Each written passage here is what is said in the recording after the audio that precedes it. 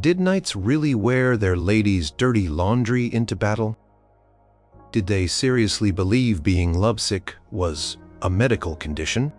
Get ready to uncover the wildest, most eye-roll-inducing, and utterly bonkers chivalric codes for wooing that knights actually followed, or at least pretended to, back in the 11th to 14th centuries.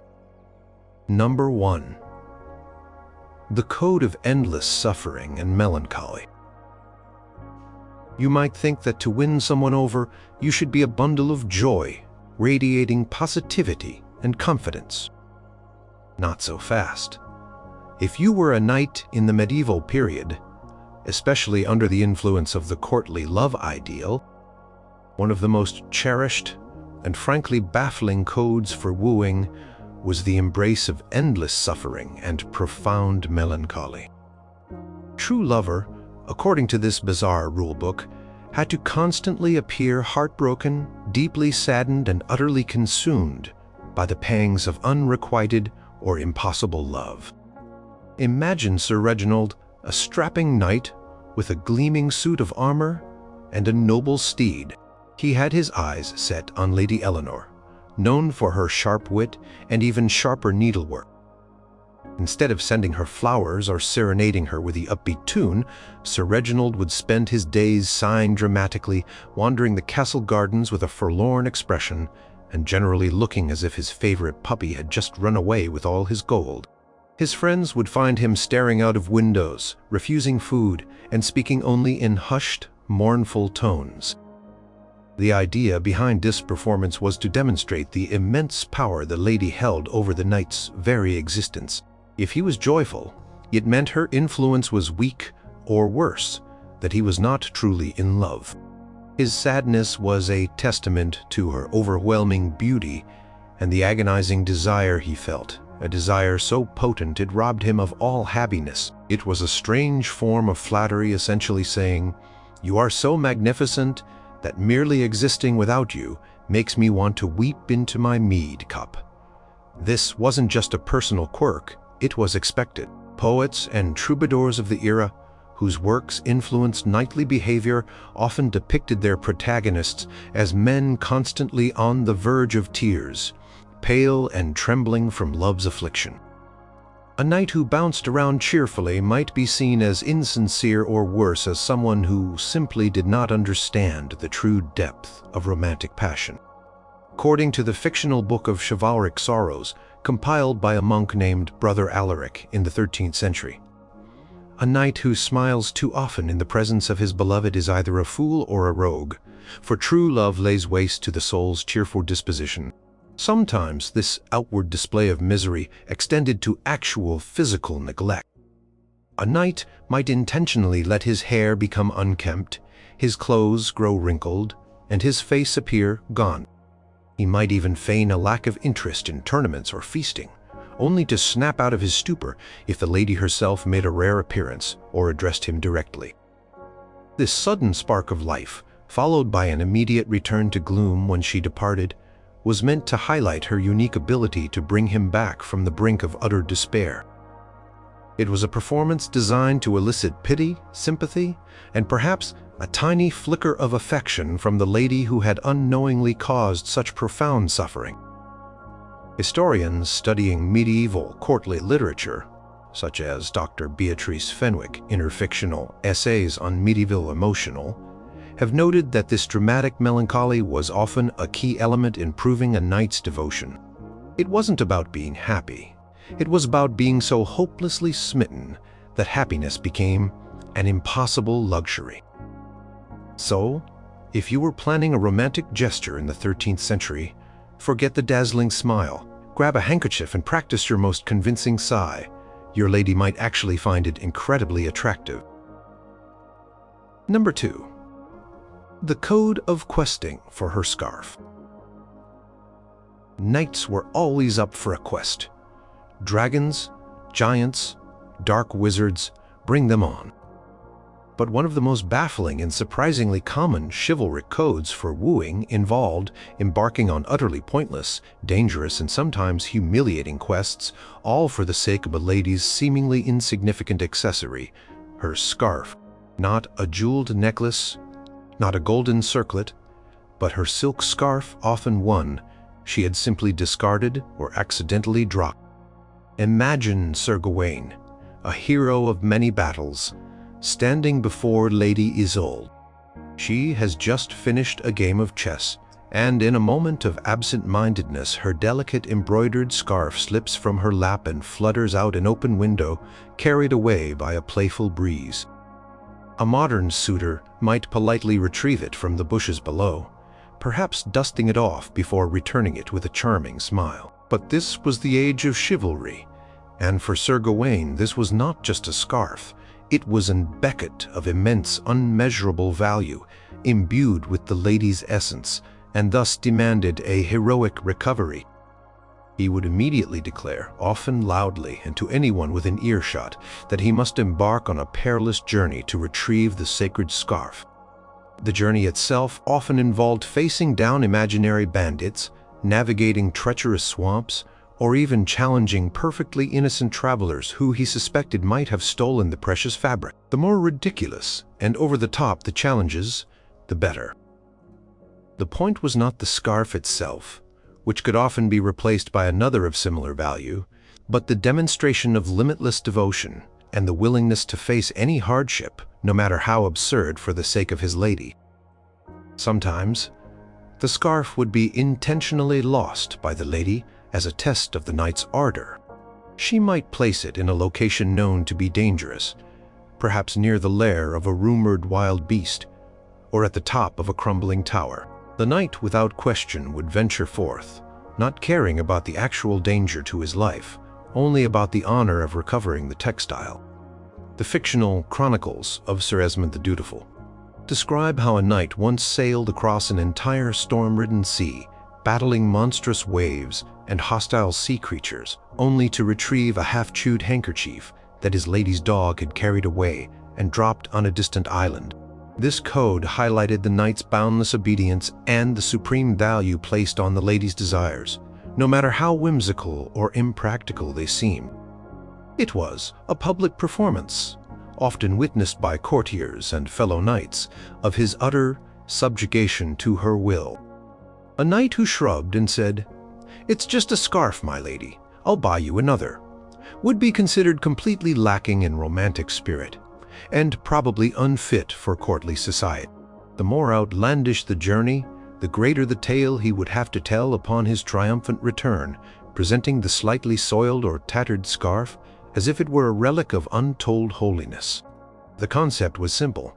If a knight was willing to risk life and limb for a trivial item belonging to his lady, imagine what he would do for her actual honor or safety.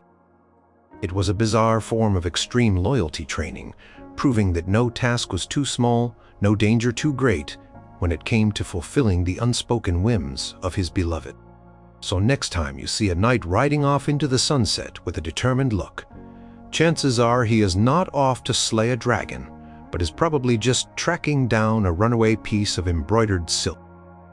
Number 3.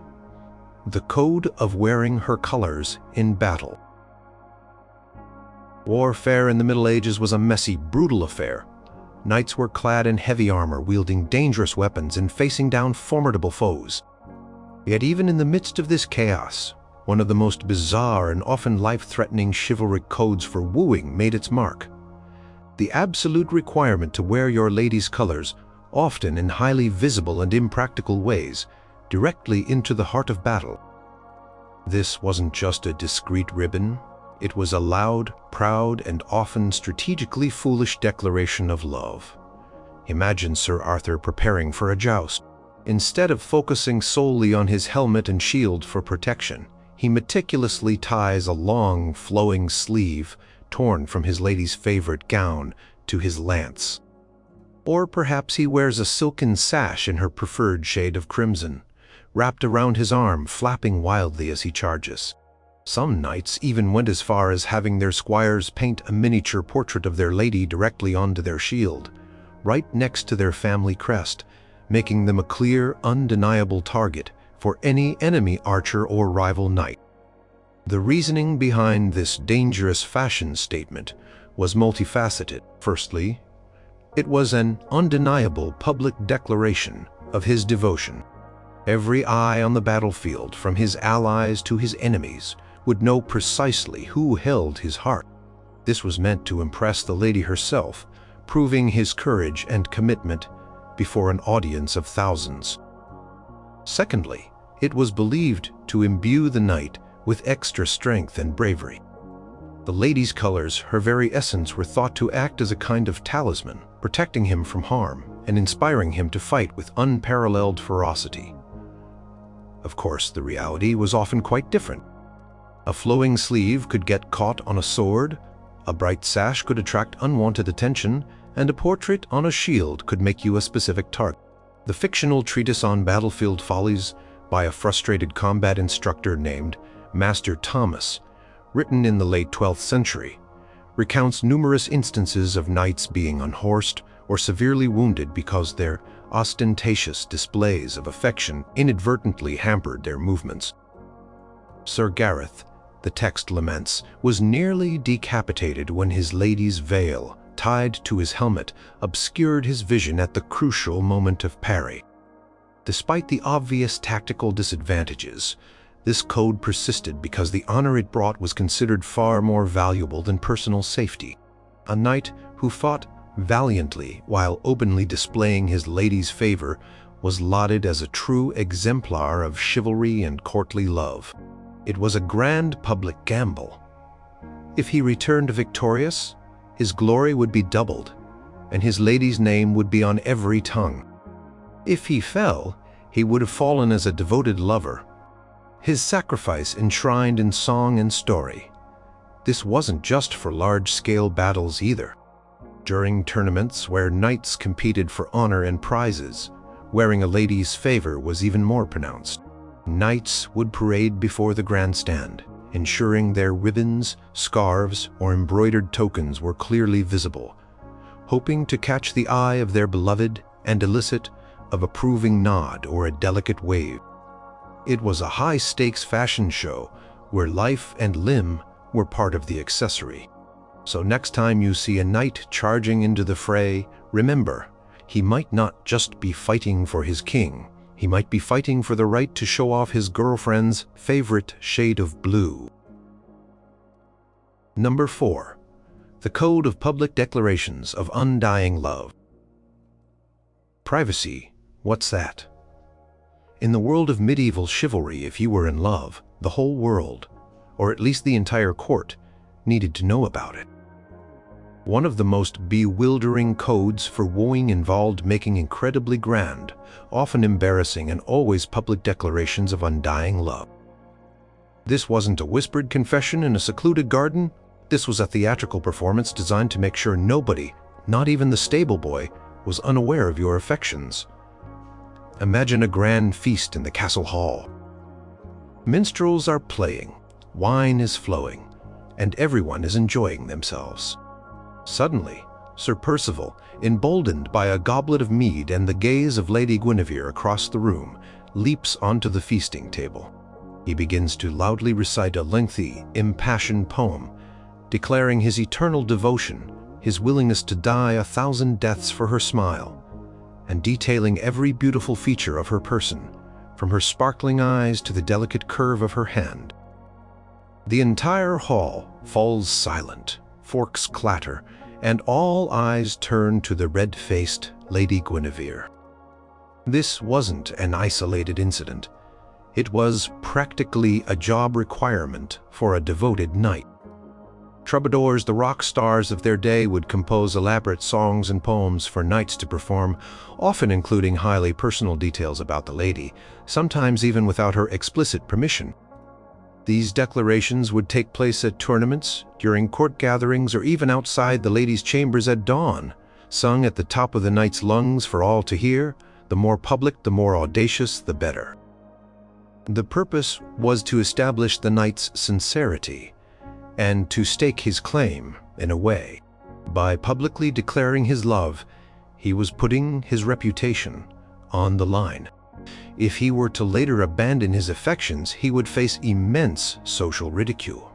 It was a binding oath made before witnesses. For the lady, It was a mixed bag.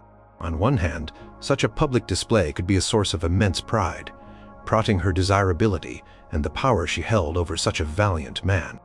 On the other hand, it could be incredibly awkward, especially if she did not return the feelings or if her family frowned upon the match. The fictional Book of Noble Antics and Fiascos, supposedly written by a bored courtier, recounts tales of knights who would climb castle walls to shout poems, or who would challenge anyone who dared to express even the slightest doubt about the lady's unparalleled beauty. Sir Quentin, the text records, once interrupted a solemn mass to proclaim that the very angels wept at the sight of his Lady Isolde's incomparable grace, much to the chagrin of the officiating bishop. Such public declarations also served to elevate the lady to a near divine status. By proclaiming her perfections to the world, the knight was not just expressing his love, he was shaping her public image as an epitome of beauty, virtue, and grace. It was a form of medieval PR, albeit one that came with a considerable risk of looking utterly foolish. The sheer scale of these declarations meant that the knight's feelings were not just his own. They became a topic of court gossip, speculation, and admiration. So, if you were a knight trying to win a lady's heart, whispering sweet nothings was simply not an option. You had to shout your love from the rooftops, literally and figuratively, and hope she was listening. Number 5. The Code of Love Sickness as a Medical Condition. Forget allergies or the common cold.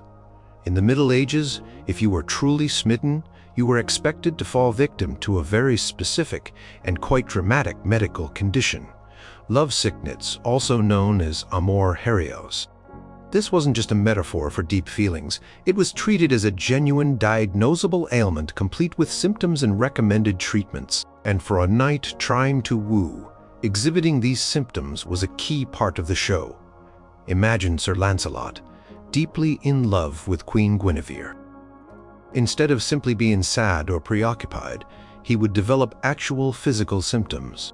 He would lose his appetite, grow pale, experience insomnia, suffer from a racing pulse, and sometimes even break out into a sweat or faint. His physician would be called in not to offer advice on healthy relationships, but to diagnose and treat this debilitating condition, often with bizarre remedies. Medical texts of the era, such as the fictional Compendium of Humors and Afflictions, attributed to a physician named Master Galenus, a nod to the ancient Roman physician, described lovesickness with great detail.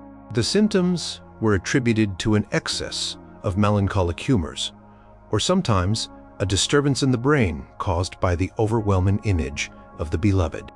The cure often involved things like bloodletting, purgatives, or even forcing the patient to listen to cheerful music or look at ugly things to shock the brain out of its fixation on the beautiful lady. Sometimes, the only prescribed cure was the lady's favor itself. This code meant that a knight's deep emotional state was not just an internal matter. It was a public spectacle of physical decline. The more he suffered, the more convincing his love appeared. If he looked hale and hearty, it meant he wasn't truly touched by Cupid's arrow.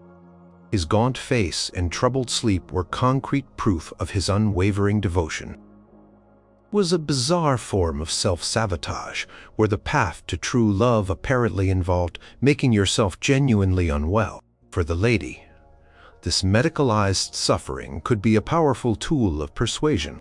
Seeing a strong, valiant knight reduced to a pale, trembling mess because of his feelings for her was a testament to her immense power and allure. It also served to further emphasize the knight's vulnerability and complete surrender to his passion, making him seem all the more honorable and sincere. It also placed a significant burden on the lady, as she was often seen as the only one who could truly alleviate his suffering. If she granted him her favor, his recovery would be swift and miraculous, further cementing her almost magical influence. Accounts in literary works and fictional historical narratives from the time often feature knights wasting away in their beds, their lives hanging by a thread only to be revived by a single glance, a kind word, or a token from their beloved. The dramatic recovery served to highlight the almost divine power of the lady's affection. So if you were a knight in the Middle Ages trying to make a romantic impression, forget about a robust constitution, a good cough, a fainting spell, and a general air of physical deterioration were exactly what the doctor and your lady ordered. Number 6. The code of the grand gesture of tournament, victory. Tournaments in the Middle Ages were the Super Bowls of their time, massive spectacles of skill, bravery, and chivalry. For a knight trying to woo, winning the tournament wasn't just about personal glory or prize money. It was a non-negotiable, over-the-top grand gesture of love, enshrined in one of the most visible chivalric codes for wooing. Every tilt of the lance, every swing of the sword, was performed with one lady's name on his lips and in his heart. Imagine the thunder of hooves, the roar of the crowd, and the clash of steel. Sir Godfrey, participating in the grand tournament, has Lady Rowena's colors tied around his arm. With each opponent he unhorses. With every blow he lands, he does so with an almost theatrical flair, always looking towards the grandstand, where Lady Rowena is seated. His victory is not merely his, it is hers.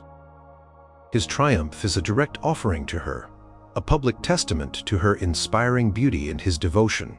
The climax of this code came after the final victory. Upon being declared the champion, the knight would not simply bask in the glory.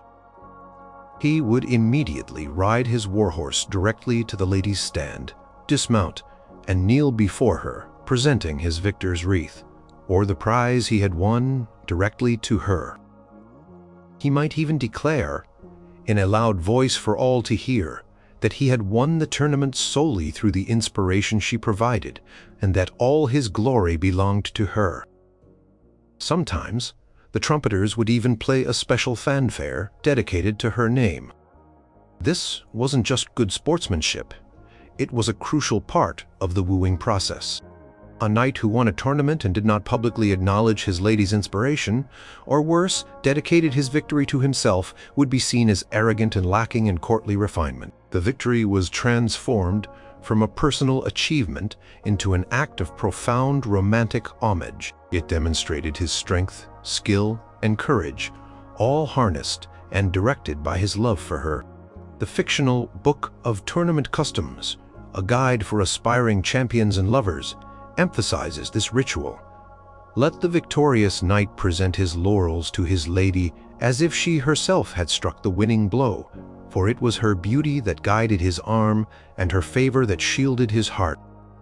The lady, in turn, was expected to acknowledge this gesture with a smile, a nod, or perhaps even a token of her own, like a glove or a ring, which the knight would then treasure.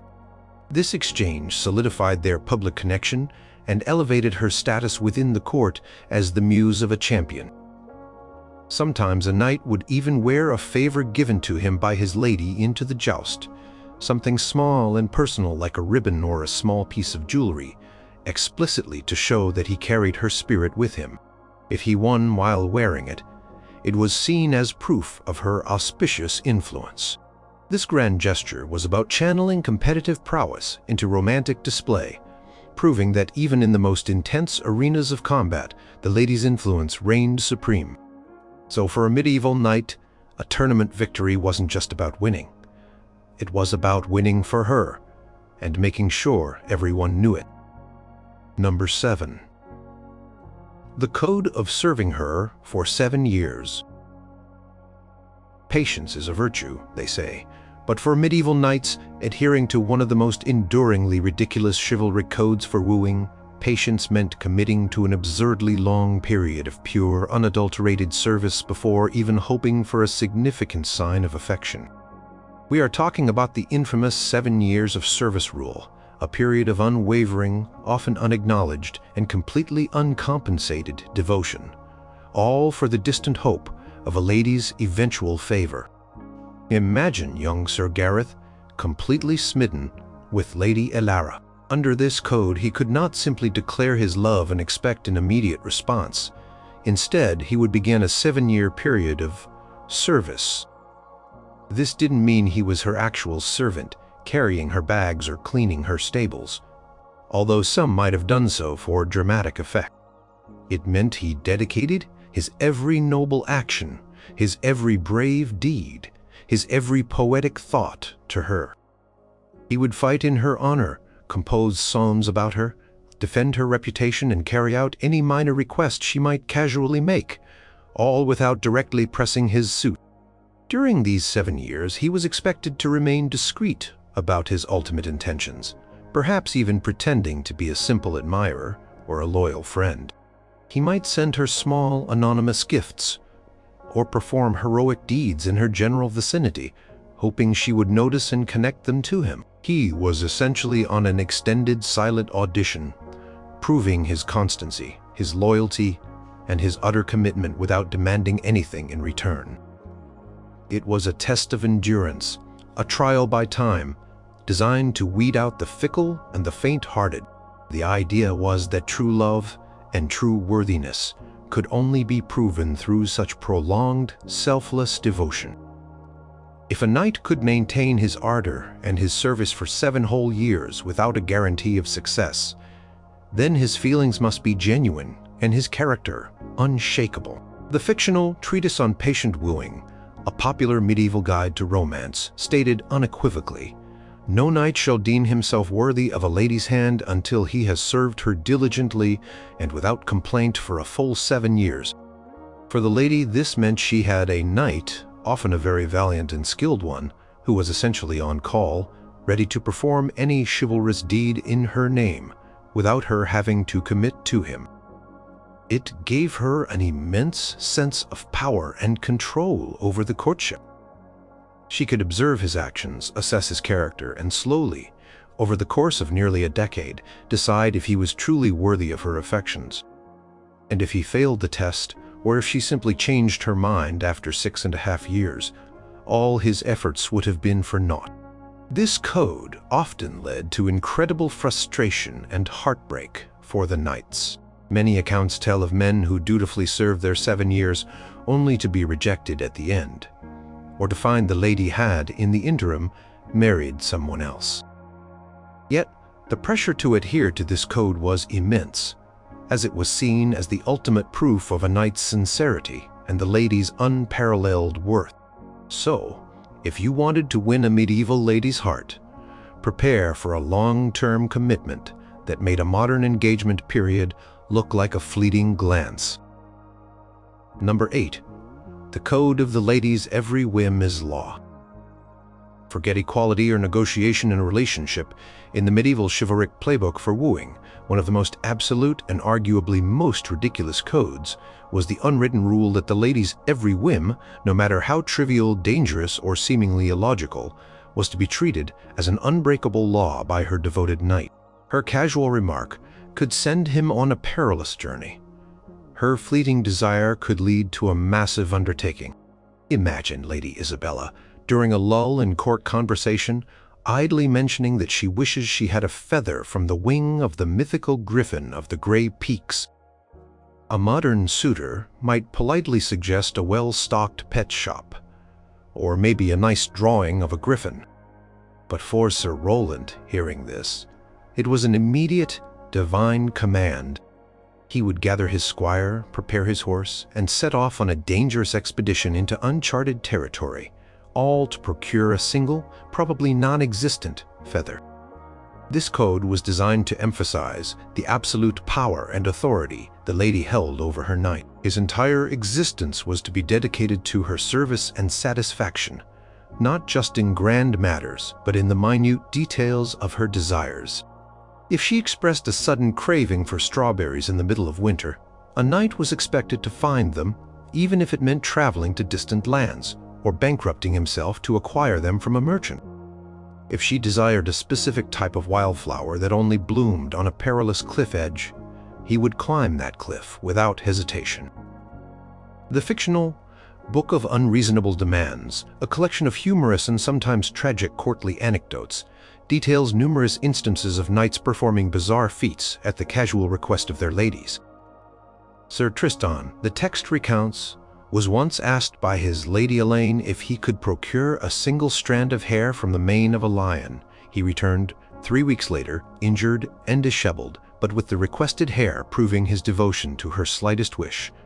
This practice served several purposes. For the lady, it was the ultimate demonstration of her influence and her knight's devotion. It showed her power, and that he was willing to go to extraordinary lengths, often risking life and limb, for her comfort or amusement. For the knight, fulfilling these whims was a public performance of his unwavering commitment and his disregard for his own safety or common sense when it came to her. The more outlandish the request, the greater the opportunity for him to prove his boundless love and courage. It also put the knight in a constant state of readiness. Could never truly relax, as any casual comment from his lady might be interpreted as a direct command requiring immediate action. There was no room for questioning or hesitation. Her wish was his command, and his failure to fulfill it would be seen as a grave dereliction of his duty as a chivalrous lover.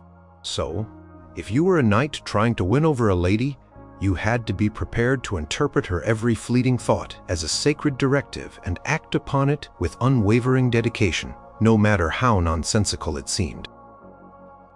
Number 9. The code of poetic praise to absurd lengths. If you thought a simple "you look nice today" was enough, think again. One of the most verbose and over-the-top chivalric codes for wooing demanded that knights engage in poetic praise of their beloved to such absurd, fantastical lengths that it often bordered on the ridiculous. Every feature, every gesture, every perceived virtue of the lady was to be eulogized with extreme hyperbole, comparing her to everything from celestial bodies to mythical creatures. In verse that could go on for pages, imagine Sir Lancelot penning a poem for Queen Guinevere. It wouldn't just be a short sonnet. It would be an epic ballad, perhaps dozens of stanzas long, describing her eyes as brighter than the morning star, her skin whiter than the purest snow, her voice sweeter than the nightingale's song, her wisdom surpassing that of ancient philosophers, and her very breath smelling of springtime meadows. He would claim that her beauty caused the sun to dim, that flowers bloomed wherever she stepped, and that angels wept tears of joy at her mere presence. The purpose of this exaggerated praise was to elevate the lady to a near divine status, making her seem utterly incomparable and impossibly perfect. It wasn't about accurate description. It was about demonstrating the depth of the knight's adoration and his poetic skill, which was itself considered a mark of refinement. The more extravagant and outlandish the compliments, the more devoted and cultured the knight appeared. It was a competition of words where knights tried to outdo each other in flattering their beloveds. Troubadours and poets of the era were highly influential in setting this trend. Their works, which circulated widely, were filled with such hyperbolic descriptions. A knight who merely said his lady was pretty would be seen as uninspired and lacking in true romantic sensibility. He had to be a master of metaphor, a connoisseur of compliments, and an architect of adoration, using every linguistic tool at his disposal to paint his lady as the most magnificent being in existence. The fictional Manual of Courtly Compliments, a medieval guide for lovers, offered hundreds of sample phrases and poetic devices for knights to use, encouraging them to layer praise upon praise until the lady seemed more goddess than human.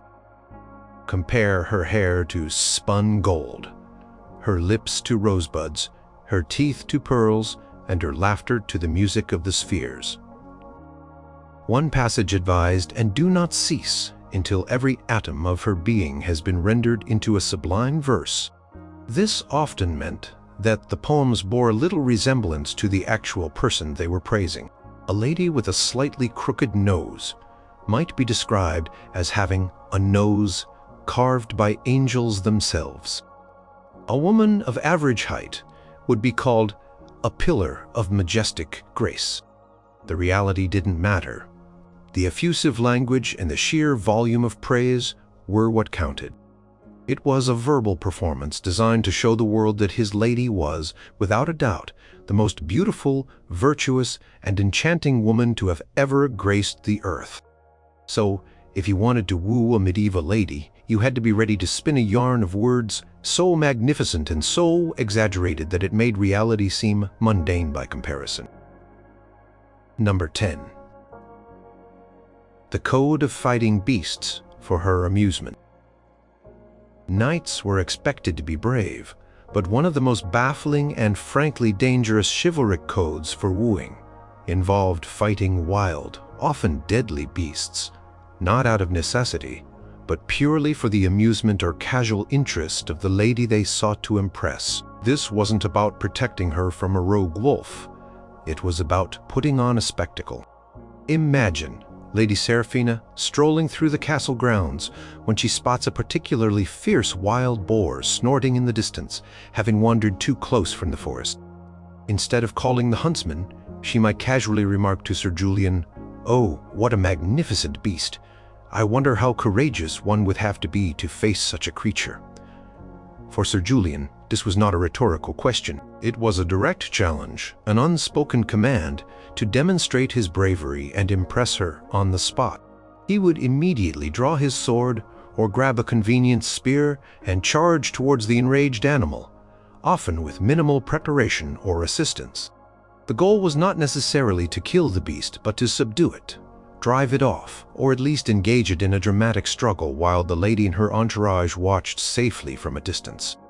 The more ferocious the beast, the greater the display of courage.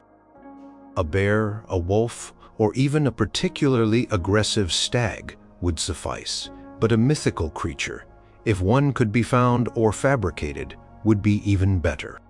The purpose of this bizarre code was to showcase the knight's physical prowess, his fearlessness, and his willingness to risk his life for the merest whim of his beloved. It was a direct, tangible demonstration of his valor, designed to awe and impress the lady and her court. It also reinforced the idea that the knight's strength was ultimately at her disposal, ready to be unleashed at her command. The fictional Book of Daring Deeds and Foolish Risks contains numerous accounts of knights engaging in such dangerous endeavors. Sir Kenneth, the text describes, once wrestled a wild bear in the castle courtyard after Lady Agnes commented that his prowess in the joust did not extend to wrestling. He emerged victorious, albeit with several broken bones, but earned her admiring gaze. Sometimes, the beast was not even a direct threat, but merely an opportunity for the knight to show off. A knight might track a rare falcon or a majestic stag through dangerous terrain just to present it to his lady as a trophy of his hunting skill and his boundless devotion. This code often put knights in incredibly perilous situations, where a slip or a moment of hesitation could result in serious injury or death, all for the sake of impressing a lady with a fleeting desire for entertainment. The honor and potential reward of the lady's favor outweighed the risks in the eyes of many chivalrous men. So if you were a knight trying to win over a medieval lady, you had to be ready to face down a snarling beast on a moment's notice, simply because she thought it would be interesting to watch. Number 11. The Code of Never Marrying Unless She Allows It. This chivalric code for wooing took loyalty to an extreme, blurring the lines between devoted admiration and complete subservience. It stipulated that a knight, once he had pledged his love to a lady, was forbidden from marrying anyone else, even if his love was unrequited, even if the lady married another, and sometimes even if she died, unless she specifically granted him permission to do so. This was a lifelong commitment, often without any hope of reciprocal affection. Imagine Sir Galahad, deeply devoted to a married queen, Lady Isolde. Even though she was wed to the king, and even if she never returned his affection, Sir Galahad was bound by this code. Could not seek a suitable bride, could not fulfill his family's lineage duties, and could not pursue a conventional path to marriage. His life was, in a way, on hold, perpetually dedicated to a love that could never be. He was expected to remain celibate, or at least unmarried, for the duration of his unrequited devotion. This commitment wasn't just a private promise, it was often a publicly known vow.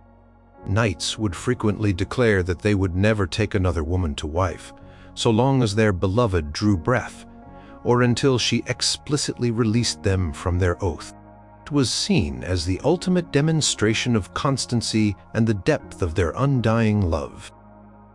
It elevated the lady to a position of immense power over the knight's entire future, including his lineage and social standing. The fictional Chronicles of Noble Sacrifices, a popular collection of tales from the late Middle Ages, is filled with stories of knights who lived out their lives as bachelors, fighting valiantly but always bearing the standard of their chosen lady, even if she was long gone. Sir Aubrey, the text recounts, refused all offers of marriage, even from noble princesses, for 50 years, remaining true to his vow to Lady Meve, who had herself entered a convent many decades prior. His loyalty became legend. For the lady, this placed her in a rather powerful, if perhaps awkward, position. She could technically hold a knight's entire future in her hands without having to lift a finger. She could, if she chose, grant him permission to marry another, but often the knight would see this as a sign of her complete lack of interest, which could be devastating. Conversely, her refusal to grant permission cemented his lifelong devotion to her, a powerful testament to her enduring influence. This code created a rather strange dynamic where a knight's marital status became a public reflection of his courtly love life. An unmarried knight, especially one known for his prowess, was often assumed to be silently devoted to some unattainable lady. It painted a picture of deep, almost spiritual fidelity, where the knight's heart was so singularly dedicated that no other woman could ever compare. So if you were a knight in the Middle Ages trying to win a lady's heart, you might have to commit to a lifetime of celibacy or delayed marriage, all for the faint hope of her eventual approval. Number 12. The Code of the Secret Confession through a Go-Between. Despite all the public declarations and grand gestures, one of the most perplexing and widely followed chivalric codes for wooing insisted that the initial, most intimate confession of love should never be made directly by the knight to the lady. Instead, it had to be conveyed through a trusted third party, a go-between or messenger, who would navigate the delicate dance of emotion and etiquette. Imagine Sir Ector hopelessly smitten with Lady Isabella. Instead of walking up to her and declaring his feelings, he would approach a close friend of his, perhaps a fellow knight, or a wise lady of the court, or even a trusted minstrel. This go-between would then be tasked with subtly sounding out Lady Isabella's feelings, hinting at Sir Ector's admiration and eventually delivering his impassioned plea. This wasn't simply shyness. It was a deeply ingrained social custom designed to protect everyone involved from potential embarrassment or direct rejection. If the lady was uninterested, she could gracefully decline through the go-between, avoiding a direct confrontation with the knight. For the knight, it provided a layer of emotional protection. A rejection from a third party was easier to bear than a face-to-face dismissal. For the lady, it allowed her to control the pace of the courtship and maintain her dignity. She could pretend to be surprised or take time to consider even if she had long suspected the knight's intentions.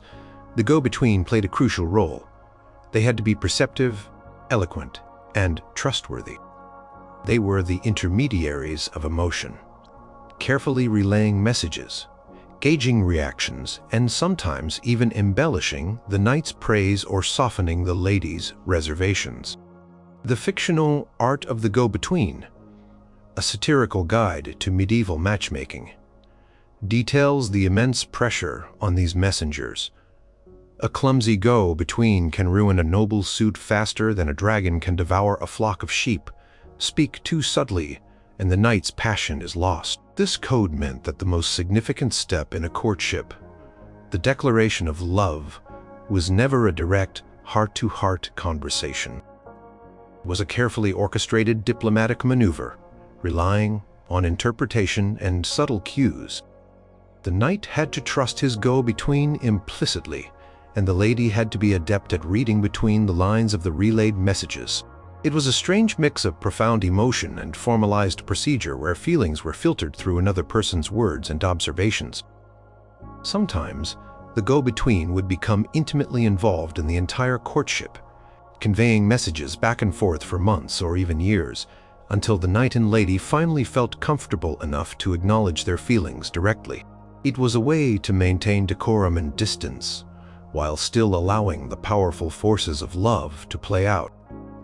So if you were a knight trying to win over a lady in the Middle Ages, your first declaration of love wasn't a personal confession. It was a carefully crafted message delivered by someone else, like a medieval text message without the phone.